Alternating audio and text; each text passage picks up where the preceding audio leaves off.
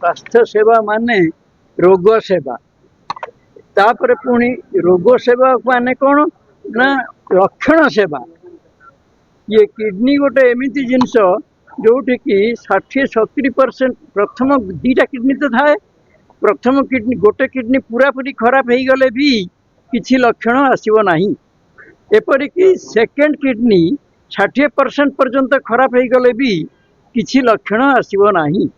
तेणु लक्षण पाइक आप चिकित्सा करेंगे यहाँ किडनी केस रे बहुत डिफिकल्ट से जहाँ सब छोट मोटिया लक्षण टिके टिके बाहर जमी कहले पाद फुलवा कि ये करवा कि परिश्रा कम हवा यू हम सांगे सांगे डाक्तर को देखा करेंगे। ये किडनी गोटे बड़ प्रोब्लेम है कौन खराब हो गला जमा दीटा सॉल्यूशन गोटे है डायलिसिस आ गोटे है ट्रांसप्लांटेशन। ये डायलिसिस और ट्रांसप्लांटेशन ये डायलिसिस संगे आप ट्रांसप्लांटेशन को कंपेयर कले डायलिसिस गोटे टेम्पररी सॉल्यूशन किंतु ट्रांसप्लांटेशन है परमानेंट सॉल्यूशन। से परमानेंट सॉल्यूशन पाइबापी सबुठ बड़ असुविधा कौन ना डोनर माने किए दान कर प्रश्न उठुची जे भारतर जो एक्ट अच्छी से एक्ट अनुसार 3 रकम डोनर दे पाइबे।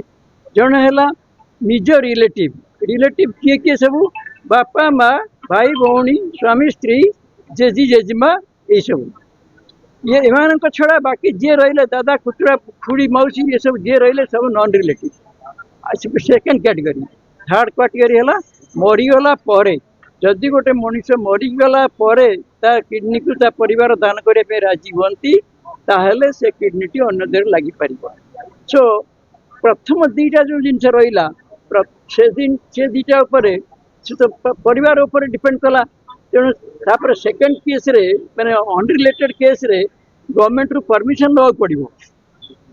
परमिशन नापी से बहुत रकम प्रश्न करती वीडियो रिकॉर्डिंग करके इंटरव्यू करती सब करती रहा मरीगला तेणु आम समस्ते प्रिपेयर्ड हवा दरकार मन मन खुशी ये करवा दरकार जे आम भर को कई मरीगले आम रिलेटिव मैंने जमी मरीगला किडनी दान करने तैयार हूँ यहाँ मोर समस्त को आशा। सर गत वर्ष तुलन में केमती किडनी ट्रांसप्लांट पेशेंट केते इंडिया रे होउछ आज्ञा गत वर्ष जो कहते किडनी ट्रांसप्लांट केते होउछ ना ना गत वर्ष किडनी ट्रांसप्लांटेशन मुझे कहली स्वाप ट्रांसप्लांटेशन माने बदली ट्रांसप्लांटेशन गला वर्ष 130टा ए वर्ष मार्च मास अधा पर्यंत 25टा आ निश्चय ए वर्ष आहरी बढ़िबो हैला। मो केयर हॉस्पिटल नेफ्रोलॉजिस्ट ए वर्ष आमर जमी सब वर्ष विश्व किडनी दिवस पालन करा वर्ष पालन कर मुख्य लक्ष्य हूँ समस्त किडनी केमती सुस्थ रमस्त किडनी जत्न ने से विषय में अवेयरनेस क्रिएट करें। जमी आप जानते सब वर्ष गोटे थीम थाए वर्ष गोटे थीम हूँ protecting the kidney for of the people and protecting the planet.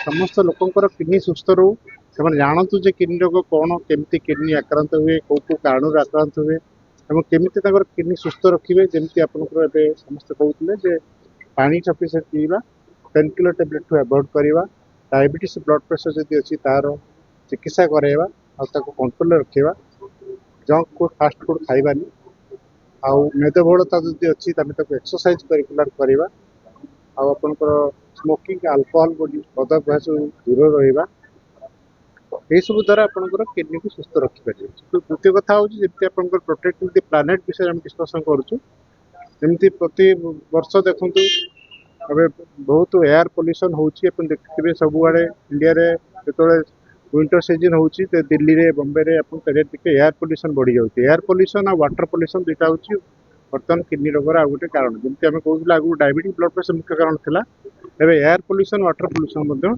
Kidney रोगर गोटे मुख्य कारण। जमी ग्रामांचल आम देखुचु से पानी सफिसीयंट पीऊना पानी रे बहुत टॉक्सिक मटेरियल अच्छी गोटे छोट छोट जगह गाँ ओडिशा देखिए जमीक कि बड़मा नरसिंहपुर आप बौद्ध देखिए रेडाखोल देखिए बलांगीर शुणुवे गोटे गोटे गाँव में बहुत किडनी रोगी देखा से तार कारण हूँ मे बी पानी जोटा पीछन से टॉक्सिक पानी पीछन पानी सफिसीयंट पीऊना सहित जो ପେଷ୍ଟିସାଇଡ୍ ୟୁଜ୍ କରୁଛନ୍ତି ତାଙ୍କ ଚାଷ ପାଇଁ, ସେଥିରେ ମଧ୍ୟ କିଛି ଏୟାର ଥ୍ରୋରେ ନାକ ଥ୍ରୋରେ ଯାଉଛି ପେଷ୍ଟିସାଇଡ୍ ଯାଇକି କିଡନୀକୁ ଡ୍ୟାମେଜ୍ କରୁଛି। ତେଣୁ ଏହିସବୁକୁ ମଧ୍ୟ ଆମକୁ ରୋକିବାକୁ ପଡ଼ିବ।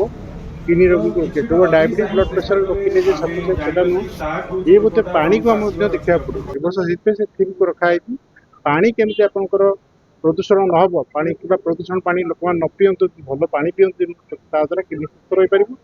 ଆପଣ ତାଙ୍କର ଯେଉଁ ବାକି ଯେଉଁ ଏୟାର ପଲ୍ୟୁସନ୍ ଯେଉଁ ସେଟାକୁ ମଧ୍ୟ କିଡନୀକୁ ଖରାପ କରିପାରେ, ତାକୁ ମଧ୍ୟ କେମିତି ଏୟାର ପଲ୍ୟୁସନରୁ ଆମେ ମୁକ୍ତି ପାଉ, ଏସବୁକୁ ନେଇକି ଏ ବର୍ଷର ନର୍ମାଲ ଲୋକ ଜାଣିପାରିବ ତାର କିଡନୀ ଆପଣ ଯେମିତି ଜାଣୁଛନ୍ତି କିଡନୀ ରୋଗ ତ ଗୋଟେ ସାଇଲେଣ୍ଟ ଡିଜିଜ୍, କିନ୍ତୁ ବହୁତ ସମୟରେ ଜଣାପଡ଼େନି। କିନ୍ତୁ ଯେତେବେଳେ ଜଣାପଡ଼େ, ଯେମିତି ଆପଣଙ୍କୁ କହିବେ ପାଦ ଫୁଲୁଛି, ସାଧାରଣ ଲୋକର ଯଦି ଗୋଟେ ପାଦ ଫୁଲିଲା ସେଟା ଜାଣିବେ ତାର ଗୋଟେ କିଡନୀ ରୋଗରେ ସେ ଆକ୍ରାନ୍ତ ହେବାକୁ ଯାଉଛି କି ଗଲାଣି। ଦ୍ୱିତୀୟ କଥା ହେଉଛି ବ୍ଲଡ୍ ପ୍ରେସର, ଧର ଗୋଟେ ଲୋକର ନଥିଲା ଆଗରୁ, ହଠାତ୍ ବ୍ଲଡ୍ ପ୍ରେସର ଡେଭଲପ୍ କଲା, କିମ୍ବା ଯାହାର ବ୍ଲଡ୍ ପ୍ରେସର ଥିଲା ତାର ବ୍ଲଡ୍ ପ୍ରେସର ହଠାତ୍ ବହୁତ ବଢ଼ିଗଲା, ମେଡିସିନ ଖାଇଲା ପରେ ବି ବ୍ଲଡ୍ ପ୍ରେସର ବଢ଼ିଗଲା, ତାହେଲେ ଜାଣିବେ ତାର ଗୋଟେ କିଡନୀ ଇଫେକ୍ଟ ହେବାକୁ ଯାଉଛି। ଡାଇବେଟିସ୍ ପେସେଣ୍ଟ ଦେଖିବେ ଯେତେବେଳେ ତାଙ୍କର ଗୋଡ଼ ଫୁଲିବା ଆରମ୍ଭ ହେବ, ତାମାନେ ତାଙ୍କର ୟୁରିନ୍ରେ ପ୍ରୋଟିନ୍ ଗଲାଣି ଆଉ କିଡନୀ ଇଫେକ୍ଟ ହେଲାଣି।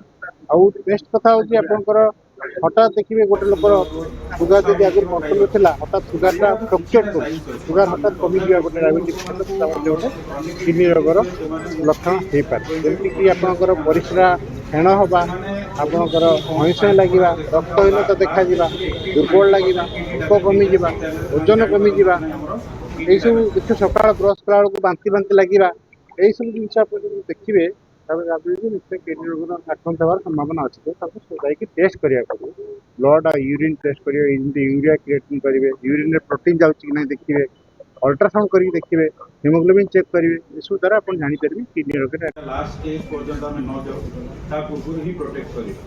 କିଡନୀ ରୋଗ ଗୋଟେ ବହୁତ ଗୋଟେ ସାଇଲେଣ୍ଟ ରୋଗ, ଯୋଉଥିରେ କି ସାଇନ୍ସ ଆଣ୍ଡ ସିମ୍ପଟମ୍ସ ଗୁଡ଼ାକ ବହୁତ ଲେଟ୍ ଷ୍ଟେଜ୍ରେ ଦେଖାଯାଏ।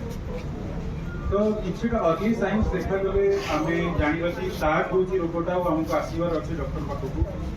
ଯେମିତିକି ପରିସ୍ରା କେବେ ରକ୍ତ ପଡ଼ିବା, କି ପରିସ୍ରାରେ କମ୍ ଆମାଉଣ୍ଟ ହେବା, ମାନେ କମ୍ ପରିସ୍ରା ହେବା, ଆଉ ଗୋଡ଼ ହାତ ଟିକେ ଫୁଲିଯିବା, ତା ସାଙ୍ଗରେ ଯଦି ୱିକନେସ୍ ଲାଗୁଥିବ, ଧଇଁସଇଁ ଲାଗୁଥିବ, ଚାଲିଲା ବେଳେ କି ଖାଇଲା ବେଳେ ଅସୁବିଧା ହେଉଥିବ, ଇଚ୍ଛା ହେଉନଥିବ ଖାଇବାକୁ, ଏଗୁଡ଼ାକ କିଛିଟା ସାଇନ୍ସ ଅଛି। କିନ୍ତୁ ତଥାପି ଯେଉଁ ଲୋକମାନଙ୍କୁ ଆମର କ୍ରନିକ୍ କିଡନୀ ଡିଜିଜ୍ ହୁଏ, ସେମାନେ ମୋଷ୍ଟଲି 20 to 40 years ହିଁ ଥାନ୍ତି।